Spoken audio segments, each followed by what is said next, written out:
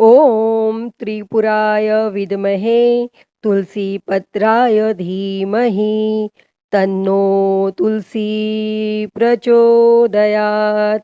हे मेरे प्रिय भक्तों, तुलसी माता के इस गायत्री मंत्र का जाप करने से मन शांत होता है तथा मन में सेवा भाव का संचार होता है और इस मंत्र का ध्यान करने से गृह कलेश आदि बाधाओं से मुक्ति मिलती है। नमस्कार भक्तों, आप सबका हरिहर भक्ति चैनल में हार्दिक स्वागत है। आप सभी पर हरि और हर की कृपा सदैव बनी रहे। प्रिय भक्तजनों, आइए सुनते हैं देवशयनी एकादशी द्वादशी पारण के दिन तुलसी माता की कथा। जो कोई भी भक्त सच्ची श्रद्धा के साथ एकादशी का व्रत करते हैं और भगवान विष्णु का पूजन करते हैं, माता लक्ष्मी का पूजन करते हैं, माता तुलसी का पूजन करते हैं, शालिग्राम भगवान का पूजन करते हैं तो उनके सभी प्रकार के पापों का नाश होता है। भगवान विष्णु को जो कि तुलसी अति प्रिय है और इसीलिए जो भी भक्त प्रत्येक दिन तुलसी माता का पूजन करते हैं, तुलसी स्तोत्र आदि का पाठ करते हैं और तुलसी वृक्ष के नीचे दीपक जलाते हैं तो इससे माता तुलसी अपनी कृपा प्रदान करती है और भगवान विष्णु की भी कृपा प्राप्त होती है।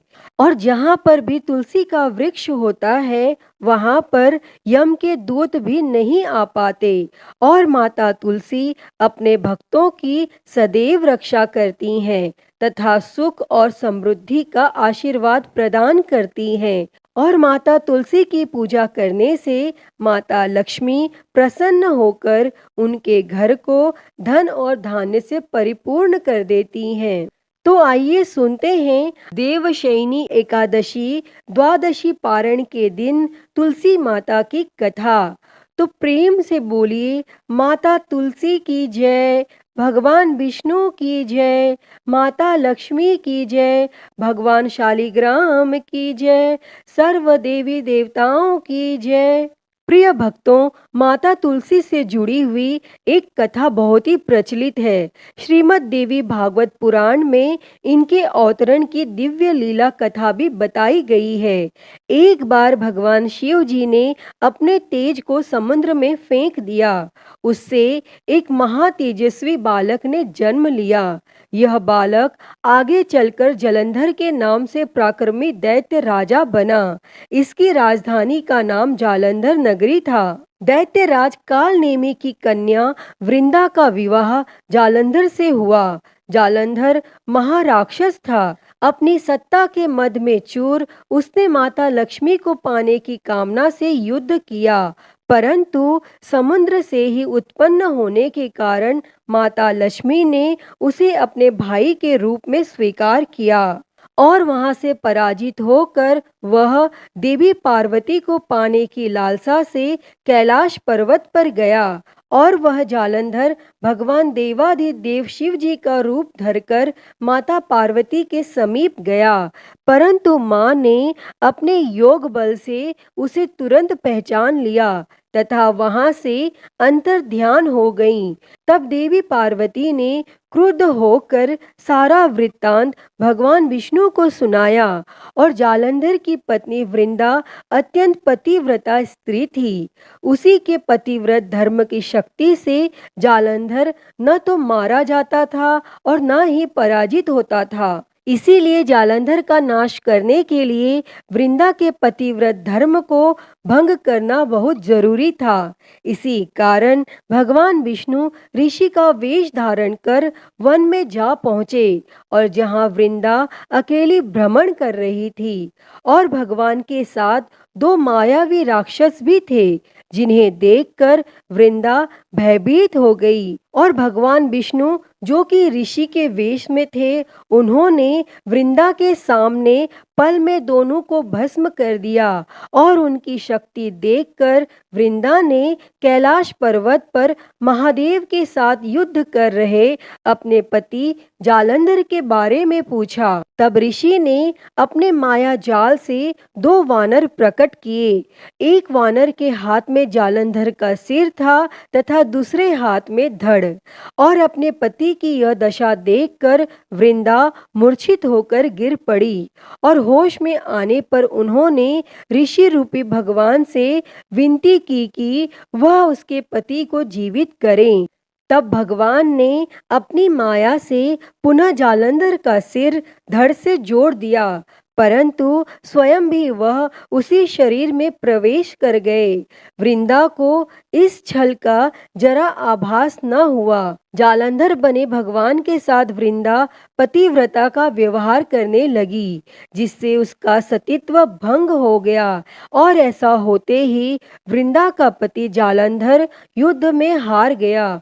और इस सारी लीला का जब वृंदा को पता चला तो उसने क्रुद्ध होकर भगवान विष्णु को शीला होने का श्राप दे दिया तथा स्वयं सती हो गई। जहाँ वृंदा भस्म हुई वहाँ तुलसी का पौधा उगा और भगवान विष्णु ने वृंदा से कहा, हे वृंदा, तुम अपने सतीत्व के कारण मुझे लक्ष्मी से भी अधिक प्रिय हो गई हो। अब तुम तुलसी के रूप में सदा मेरे साथ रहोगी और जो कोई भी मनुष्य मेरे शालिग्राम रूप के साथ तुलसी का विवाह करेगा उसे इस लोक और परलोक में विपुल यश प्राप्त होगा। प्रिय भक्तों, जिस घर में तुलसी होती है वहाँ यम के दूत भी असमय नहीं जा सकते। गंगा व नर्मदा के जल में स्नान तथा तुलसी का पूजन बराबर माना जाता है।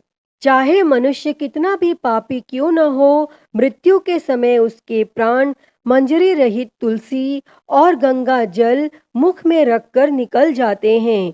वह पापों से मुक्त होकर बैकुंठ धाम को प्राप्त होता है। जो मनुष्य तुलसी व आंवलों की छाया में अपने पितरों का श्राद्ध करते हैं उसके पितर मोक्ष को प्राप्त होते हैं। भक्तों, उसी दैत्य जालंधर की यह भूमि जलंधर नाम से विख्यात है और सती वृंदा का मंदिर मोहल्ला कोट किशनचंद में स्थित है। कहते हैं इस स्थान पर एक प्राचीन गुफा थी जो सीधी हरिद्वार तक जाती थी। सच्चे मन से 40 दिन तक सती वृंदा देवी के मंदिर में पूजा करने से सभी मनोरथ पूर्ण होते हैं। तो आइए अब सुनते हैं तुलसी माता से जुड़ी हुई एक और कहानी। एक बुढ़िया माई थी। वह तुलसी माता को रोज सींचती और कहती कि हे तुलसी माता, सबकी दाता, मैं तेरा बिड़ला सींचती हूँ, मुझे बहू दे, पीताम्बर की धोती दे, मीठा मीठा घास दे, बैकुंठ में वास दे, चटक की चाल दे, पटक की मौत दे, चंदन का काठ दे, रानी सा राज दे, दाल भात का भोजन दे, ग्यारस की मौत दे, कृष्ण जी का कंधा दे। और वह बुढ़िया माई रोज तुलसी माता को सींचती और यही कहती। तब तुलसी माता यह सुन सुनकर सूखने लगीं। तो एक दिन भगवान श्री कृष्ण ने पूछा कि हे तुलसी, तुम क्यों सूख रही हो? तब तुलसी माता ने कहा कि एक बुढ़िया रोज आती है और यही बात कह जाती है, मैं सब बात तो पूरा कर दूंगी, लेकिन कृष्ण का कंधा कहाँ से लाऊंगी? तब भगवान श्री कृष्ण बोले, जब वो मरेगी तो मैं अपने आप कंधा दे दूंगा, तू बुढ़िया माई से कह देना। और फिर जब बुढ़िया माई मर गई, सब लोग आ गए और जब माई को ले जाने लगे तो वह किसी से न उठी। तब भगवान एक 12 बरस के बालक का रूप धारण करके आए। तब उस बालक ने कहा, मैं माई के कान में एक बात कहूंगा तो बुढ़िया माई उठ जाएगी। और बालक ने कान में कहा, बुढ़िया माई मन की निकाल ले, पीताम्बर की धोती ले, मीठा मीठा घास ले, बैकुंठ का वास ले, चटक की चाल ले, पटक की मौत ले, कृष्ण जी का कंधा ले। तब यह सुनकर बुढ़िया माई हल्की हो गई। तब भगवान श्री कृष्ण ने कंधा दिया और बुढ़िया माई को मुक्ति मिल गई।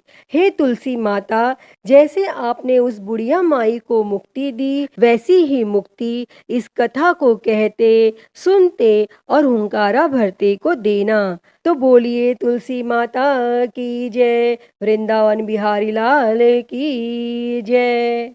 तो भक्तों, मैं उम्मीद करती हूँ कि आपको आज की यह कथा पसंद आई होगी, और अगर वीडियो अच्छी लगी हो तो इसे लाइक करें, ज़्यादा से ज़्यादा शेयर करें और कमेंट में तुलसी माता की जय लिखना ना भूलें। और हरिहर भक्ति चैनल पर आप नए हैं तो इस चैनल को सब्सक्राइब कर नोटिफिकेशन बेल को ज़रूर ऑन कर लें। हर हर महादेव। धन्यवाद।